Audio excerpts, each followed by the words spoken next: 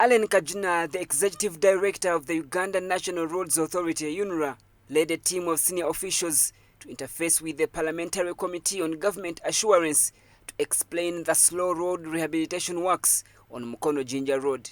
Kajuna, who was also accompanied by the representatives of the contractor Enago project and UNRA technocrats, told the committee members that the road works were slowed down by, among other factors, changes in weather and the COVID-19 pandemic-induced lockdowns. Principally, they were not able to bring in some of their materials because a lot of these materials were coming from outside. So that's number one.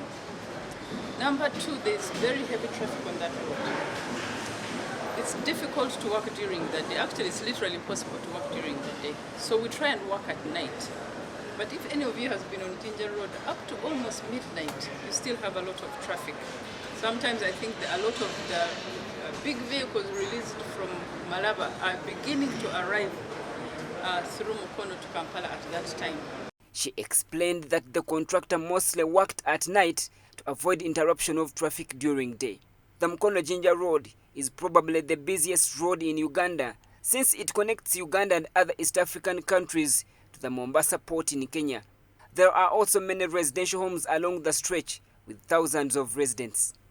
Due to the road works, many motorists have now turned to the alternative routes, including the Gayaza-Mukono-Kalaji Road. These alternative routes have also started to wear out, and UNRA is seeking for more money for the rehabilitation of these roads. The inadequacy of funding for maintenance has allowed a number of roads to deteriorate faster. But also the heavy traffic, the weather also plays a major component. There's been significant climate change. And then some of the areas we struggle with land use.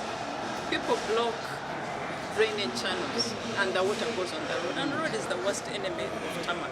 Why is it that it is being proposed for reconstruction instead of maintenance, and then such roads become too expensive for the country? MPs also raised questions on how Enago project won the contract for the Mukono-Jinja road works. The committee reportedly established that the company has been blacklisted by the United States, reportedly for shoddy works.